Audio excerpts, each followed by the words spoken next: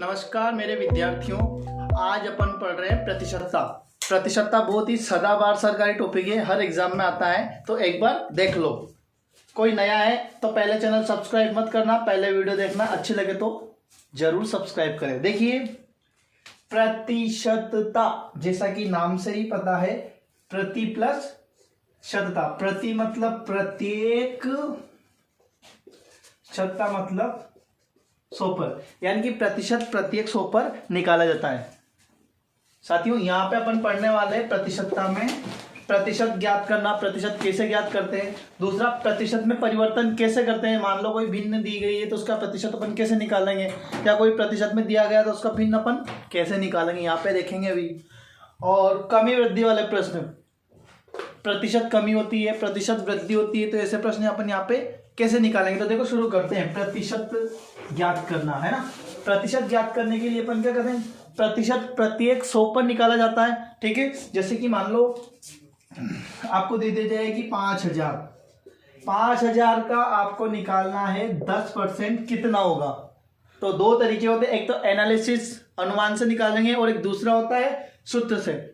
पहला तो देख के अपन कैसे निकालेंगे, जैसे कि अगर आपको 10% निकालना है तो एक जीरो है तो ये पॉइंट यानी कि 500। 5000 का 10% कितना हो गया, 500, ये आ गया आपका आंसर। एक दूसरा, अगर 5000 का 10% निकालना है तो 5000 इंटू 10/100, एक जीरो से एक जीरो यानी कि पूरा 500। इस प्रकार अपन प्रतिशत ज्ञात कर सकते हैं। पहले मैं आपको प्रतिशत में परिवर्तन समझाता हूं, फिर ये प्रश्न मैं आपको और समझाऊंगा। देखो, प्रतिशत में परिवर्तन करने के लिए अपन दो प्रकार से परिवर्तन करते हैं। अगर भिन्न दी गई है तो उसको प्रतिशत में कैसे परिवर्तन करेंगे, और अगर प्रतिशत में दिया गया है तो उसको भिन्न में कैसे परिवर्तन करेंगे। देखो, यहां पे माना कि 100 है, 1/2, 1/4, 1/3 और 3/4। इसको अपन को प्रतिशत में बदलना है। तो 1/2 को प्रतिशत में बदलेंगे तो इसमें अपन 100 का गुणा करेंगे, मतलब प्रतिशत में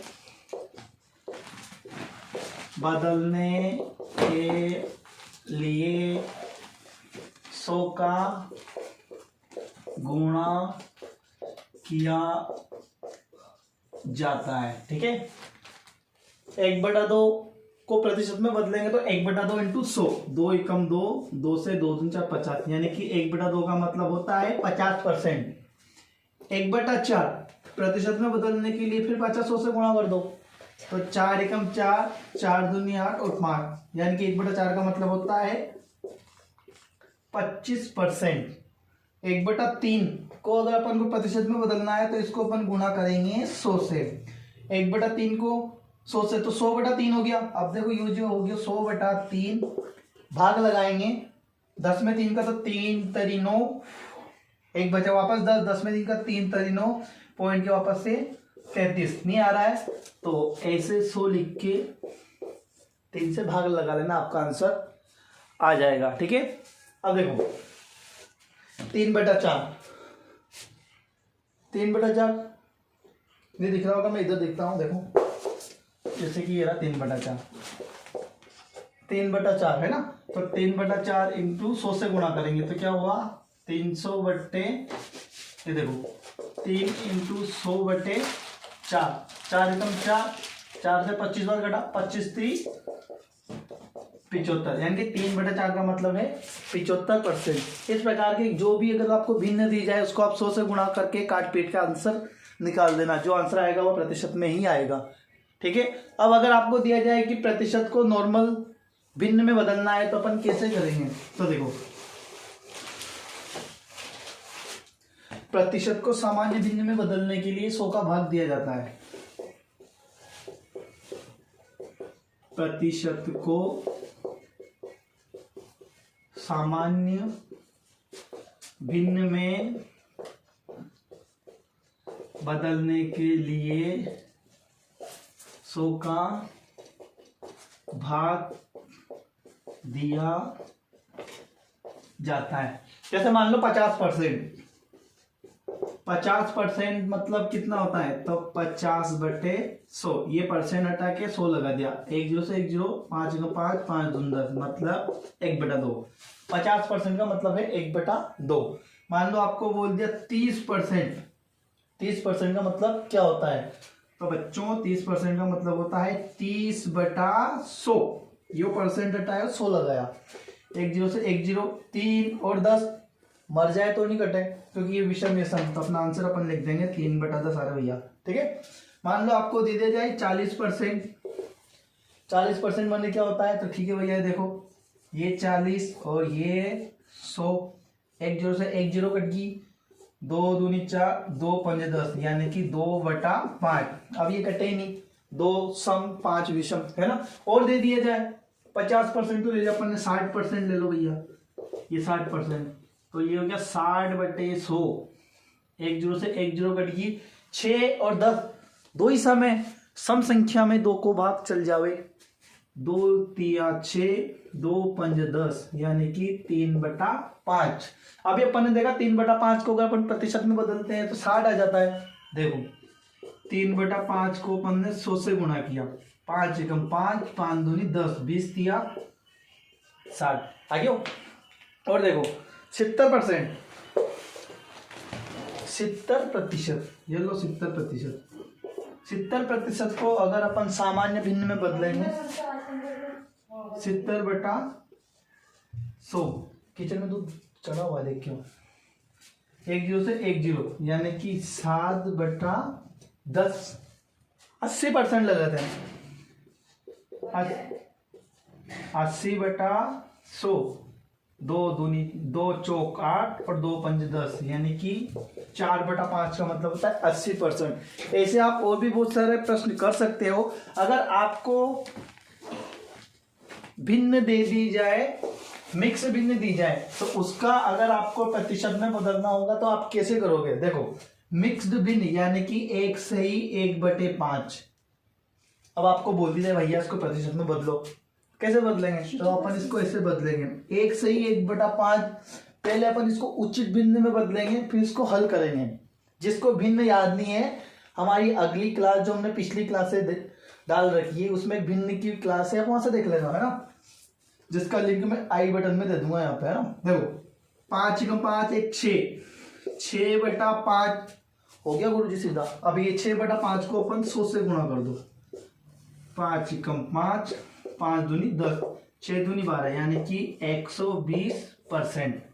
1 से ही 1/5 का मतलब होता है 120%। बहुत से लोग सोच रहे होंगे परसेंट तो 100 से कम होता है, 120 कैसा है, इधर देखो ये 1 तो पूरा है और 1/5 आता है, 1/5 का मतलब होता है 20%, और एक ये पूरा 100, तो अपना बाप 120% हो गया है।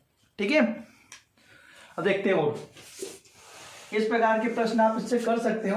अब अपन देखते हैं प्रतिशत में जो कमी वृद्धि वाले प्रश्न होते हैं उसको अपन कैसे निकालते हैं। उससे पहले मैं आपको बताता हूँ प्रतिशत कैसे निकालते हैं। एक प्रश्न मैंने पहले स्टार्टिंग में बता दिया था, जैसे कि देखो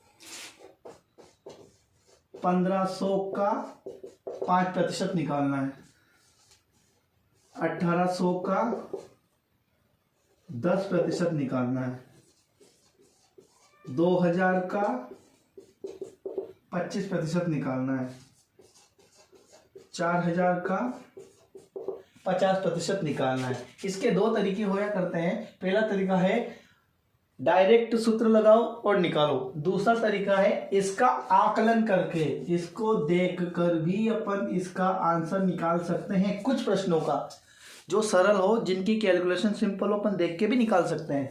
जैसे कि मान लो 1500 का 5%, तो देखो पहले अपन इधर देखते हैं 1800 का 10%। अगर आपको 10% निकालना है तो 1 0 है तो 1 पॉइंट लगा दो, यानी कि 1800 का 10% हो गया 180। ठीक, अगर आपको 5% चाहिए तो 10% निकाल के उसका आधा कर दो। तो अपन को 1500 का 5% चाहिए तो अपन क्या करेंगे, 1500 का 10% निकालेंगे, 1500 का 10% निकाल के आधा करेंगे, तो 1500 का 10% 150, 150 का आधा यानी कि 75, यानी कि 1500 का 5% हो गया भैया 75। 2000 का 25%। अब देखो 25% अपन दो तरीके से निकाल सकते हैं। 5% निकाल लो, उसको 5 से गुणा कर दो, या 50% निकाल के आधा कर दो, या 100% में 4 का भाग दे लो। तो इसका 25% निकालने के लिए 2000 में 4 का भाग दे लो तो भी 25% आ जाएगा, या 50% निकाल के 50% निकाल के आधा कर दो है। तो देखो 10% निकालने के लिए 1 पॉइंट लगाते हैं, है ना, और 2% तो देखो 25% है, तो मैं इसमें 4 का भाग लगा देता हूं तो बढ़िया है। 4 पंजो 20 यानी कि 500, 2000 का 25% है। अब 4000 का 25% मतलब 4000 का आधा 2000। ये देखो कुछ सरल प्रश्न आप इस तरीके से भी कर सकते हो। कोई को कीड़ा हो कि इन्हीं को सूत्र से बताओ सर, तो बता रहे हैं। देखो 1500 का 5% यानी कि 1500 इंटू 5/100, 2 जीरो से 2 जीरो कट गई, 15×5 75। देख ली दादा, ये आंसर है। ठीक है। 1800 का 10%, तो ले भैया ये होगा 1800 इंटू 10/100, 1 जीरो से 1 जीरो, 1 जीरो से 1 जीरो कट गयो, आंसर आया 180। 2000 का 25%, ये लो 2000 इंटू 25/100, 2 जीरो से 2 जीरो कट गया, मर गया, कितना आया 25 दूनी 50 और यो 0, 500 अपने पहले इससे आ गया था क्वेश्चन देख देख के। 4000 का 50%, तो ये लो भैया 4000 इंटू 50/100, 1 जीरो से 1 जीरो, ये 2 जीरो से 2 जीरो कट गया, मर गया, 4 पंजो 20 और ये 2 जीरो यानी कि 2000। इस प्रकार से अपन निकाल सकते हैं कि प्रतिशत के क्वेश्चन कैसे दिए जाते हैं। यहाँ पे प्रतिशत के प्रश्न में एक चीज आपने नोटिस नहीं की होगी, मैं आपको बता रहा हूँ। अगर आप रेलवे के या एसएससी के ऐसे पेपर करते हो तो वहाँ पे प्रश्न तो ऐसे ही आते हैं, लेकिन कैलकुलेशन इतनी डिफिकल्ट आएगी, आपको निकालना पड़ेगा। वहाँ पे कोई तुक्का नहीं चलेगा। जैसे कि अगर मान लो यही प्रश्न एसएससी में मान लो आ जाता है कि परसेंटेज निकालने की थी, तो एसएससी वाला साल अपन को प्रश्न देगा 1999 का 13% निकालो। ठीक है। अब आपको 19, तो यहाँ पर अपन क्या करेंगे, इसका कोई जुगाड़ नहीं है, इसका एक ही जुगाड़ है 1999 इंटू 13/100। 13 का पहाड़ा 1999 में 13 का गुणा कर लो, 2 जीरो लगा दो, पॉइंट लगा दो, यही है। तो देखो 13 नमानी 117, 117 का 7 हासिल के 11, वापस 13 नमानी 117, तो ये 117 11 में जोड़ा, 7 और 1 8, और ये 128, 128 का 8 हासिल का 12, वापस 13 नमानी 117, ये लो भैया 117, 7 और 2 9, 129, 129 का 9 हासिल का 12, वापस 13 एकम 13, 13 और 12 25, ये आ गया साहब 25। 25,987 में 100 का भाग देंगे तो भैया 2 बार पॉइंट लगा देंगे, 2 अंक छोड़ के, हम भाग नहीं देने वाले है ना। तो ये अपना आंसर हो गया 25,259.87। अब जो छोड़ा इसको गुणा करके पॉइंट लगा दो, उसके नंबर आ जाए। अब जो जल्दी नहीं कर सकता उसके नंबर कट जाएंगे, है ना। तो इस प्रकार से प्रश्नों को आप कर भी सकते हो, कैलकुलेशन फास्ट रखो। अब अपन देखते हैं कमी और वृद्धि वाले प्रश्न। अगर प्रतिशत में कमी और वृद्धि वाले प्रश्न आते हैं तो कैसे करेंगे। देखो जैसे कि कमी और, यहाँ पर लिखता हूं कमी और वृद्धि वाला प्रश्न, कमी और वृद्धि वाली प्रश्न। जैसे कि मान लो आयत की लंबाई को 10% बढ़ा दिया जाए और चौड़ाई को 10% घटा दिया जाए तो उसके क्षेत्रफल पर क्या प्रभाव पड़ेगा, मतलब उसका क्षेत्रफल पे कितना प्रभाव पड़ेगा। तो भैया अपन क्या करें, माना आयत का क्षेत्रफल 100 है ना, लंबाई 10% बढ़ी, मतलब 100 तो पहले थी उसकी, है ना, उसमें 10 और बढ़ गई तो कितनी होगी 110, यानी कि 110/100 इंटू चौड़ाई 10% घट गई, मतलब पहले 100 थी, मर गई 10%, तो कितनी बची 90, तो ये हो गया 90/100। बस इसको निकाल लो, 2 जीरो से 1, 2 जीरो कट गया, ये 2 से 2 कट गया, 11×99। अब अपने पास 100 था और यहाँ आया 99, मतलब 1% कम हो गया। यहाँ पे अपन इसका आंसर लिख देंगे 1% कमी होगी। ठीक है, मान लो जैसे कि वर्ग है,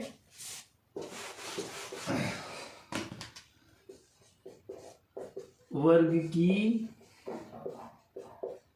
भुजाओं को 20% बढ़ाने पर क्षेत्रफल पर क्या प्रभाव पड़ेगा।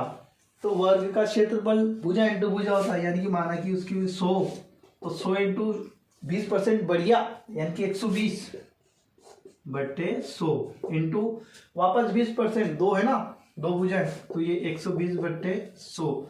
तो ये 2 जीरो से 2 जीरो कट गई, 2 जीरो से 2 जीरो, यानी कि 12 इंटू 12 144। और बाप रे, यहाँ तो 100 थी, यहाँ 144, मतलब कितनी बढ़ी, 44%, यानी कि वर्ग के क्षेत्रफल में 44% की वृद्धि हो जाएगी। इसकी जगह घन होता तो अपन उसका आयतन निकाल लेते हैं। और भी प्रश्न आते हैं यहाँ पे, जैसे माना कि बेलन की त्रिज्या 10% बढ़ा दी जाती है तो उसके आयतन पर क्या प्रभाव पड़ेगा। बेलन की त्रिज्या 10% बढ़ा दी जाती है तो उसके आयतन पर क्या प्रभाव पड़ेगा। तो आयतन पे क्या प्रभाव पड़ेगा अपन को नहीं पता, यहां से देखते हैं। माना कि उसका आयतन पहले 100 था, 10% बढ़ा दी मतलब 110। अब आयतन 3 डायमेंशन का होता है ना, लंबाई इंटू चौड़ाई इंटू ऊंचाई।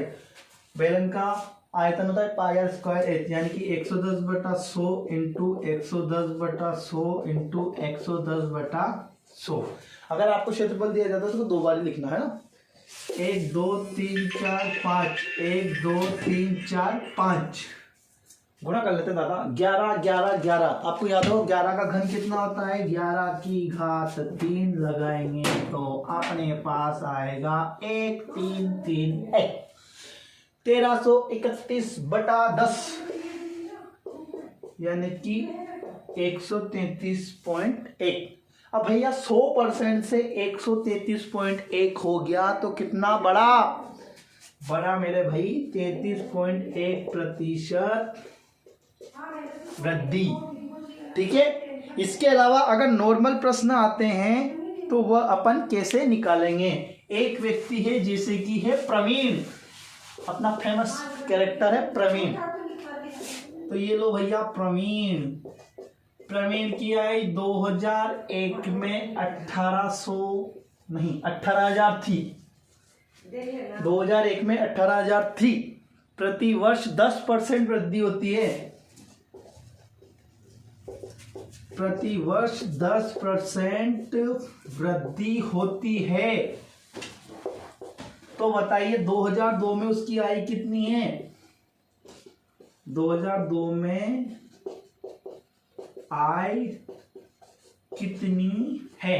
तो भैया 2002 में आय कितनी है, 2001 में उसको 1800 तो मिलती थी, 18,000 सॉरी, तो ये 18,000 तो मिलेगी सही उसको, साथ ही साथ 18,000 का 10% 1800 और मिलेगा उसको, ये हो गया 1800, यानी कि 19,800 रुपया कमा रहा छोरा। ठीक है, अब इसको आप डायरेक्ट ऐसे निकाल के सूत्र से निकालना चाहो तो देखो 2001 में 18,000 थी, 2002 में कितनी होगी, तो 18,000 का 110% हटाएंगे तो बट्टा 100 लगा देंगे, 2 जीरो से 2 जीरो कट गया मर गया, तो 11,000 11,000 11 8 88 का 8 हासिल का 8 11 एकम 11 और 8 19, यानी कि प्रवीण 19,800 रुपये कमा रहा है। ठीक है, अब ये तो अपन से बोला था कि आगे चल रहा है, आगे अगर पीछे चलते हैं तो कैसे निकालेंगे। मान लो भाई बोल दे वो अपन को कि प्रवीण की आय 2001 में 18,000 थी साहब। प्रतिवर्ष 10% की वृद्धि होती है और 2002 में उसकी आय हो जाती है 19,800। तो बताइए 2001 में उसकी आय कितनी थी। अपन से ये पूछ ले भैया, छोटा अपन से ये पूछ ले उल्टा, तो अपन क्या करेंगे, कुछ भी नहीं करेंगे। माना कि ये हो गया 19,800, ठीक है। अब एक साल पीछे चल रहे हैं तो आय तो बढ़ रही नहीं, तो यहाँ पे क्या करेंगे अपन 100/110, उधर अपन 110/100 कर दिया, 100/110 कर देंगे। एक जीरो से एक जीरो कट गया। अब यहाँ पे अपन इसका भाग देना है, तो 11 एकम 11, 11 8 88, 1 2 3, यानी कि 1 2 3, यानी कि प्रवीण की आय 2001 में थी 18,000 रुपये। अगर 2 साल पहले की बोल दिया जाए तो भी निकाल लेंगे। माना कि किसी गांव की जनसंख्या 2001 में 1500 थी, प्रतिवर्ष 5% बढ़ती है, 10% बढ़ा देते हैं, प्रतिवर्ष 10% बढ़ती है। तो 2002 में कितनी थी बताओ। तो ले भैया 2002 में बता देते हैं। ये हो गया 1500 और 10% बढ़ी तो 110/100। एक जीरो से एक जीरो से मर गया ये जीरो।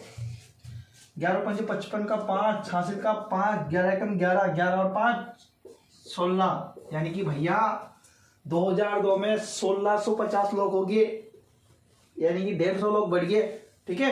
अब वो अपन को दे दे कि अलग अलग बढ़ रहे भैया, 1 साल 2 साल 3 साल में, तो वो ऐसे प्रश्नों से अपन कैसे निपटेंगे। देखो मान लो वो बोल दे किसी गांव की जनसंख्या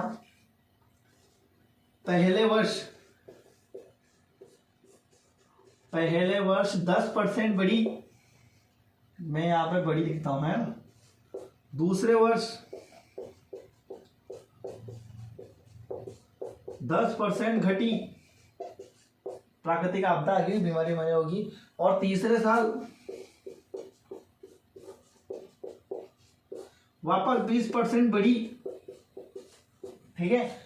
यदि पहले वर्ष जनसंख्या 1500 थी, पहले वर्ष जनसंख्या 1500 थी, तो तीसरे साल के अंत में जनसंख्या कितनी होगी। ये देखो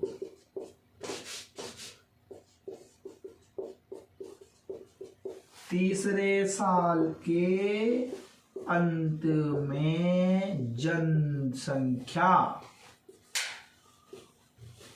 कितनी होगी। तो भैया इतनी होगी। देखो पहला थी 1500, देखो यहाँ पे चेंज चलेगी, ठीक है। 3 साल में लगातार रहा, 10% बढ़ी मतलब 110, यानी कि 110/100। दूसरे साल 10% घट गई, मर गए होंगे, कोई दिक्कत नहीं, तो 90/100। तीसरे साल वापस से 20% बढ़ गई, जना क्या कह रहा है तुमने, तो वापस से 120 लिख दे अपन लोगों को, क्या काम, सवाल करने से काम। ये देखो अब ये 120 है, 1 2 3, 3 जीरो से तो सीधी 3 जीरो उड़ी मैंने, 1 2 3। अब ये 1 जीरो से 1 जीरो उड़ा दी। अब यहाँ पे 5 और यहाँ पे 2 कट जा, तो 5 3 15 और 5 दूनी 10, कट जा मर जा। ये रख गया 2 6 12। कितने बजे भैया, 3 × 11 × 9 × 6, आना संख्या गुणा कर लो, आंसर आ जाएगा। 9 6 54, ठीक है। 54 × 11 33। मैं 54 को 33 से गुणा कर रहा, 4 3 12, 5 3 15 और 1 16। ये लो 2 6 2 8 7, 1782। थक गया मैं गुणा करने में। यानी भैया तीसरे साल उस गांव में 1782 लोग हैं। अब आपसे पूछ लिया जाए कि पहले साल और तीसरे साल में क्या अंतर है, तो घटा देना 1782 में से 15, आ जाएगा आंसर 282, ठीक है। तो इस प्रकार के प्रश्न आप यहाँ पे कर सकते हो, अगर जनसंख्या घट रही बढ़ रही है ना। बाकी प्रश्न अपन अगली वीडियो में देखेंगे। बने रहिए हमारे साथ, क्योंकि हमारे साथ ज्ञान का खजाना कभी खाली नहीं होता है।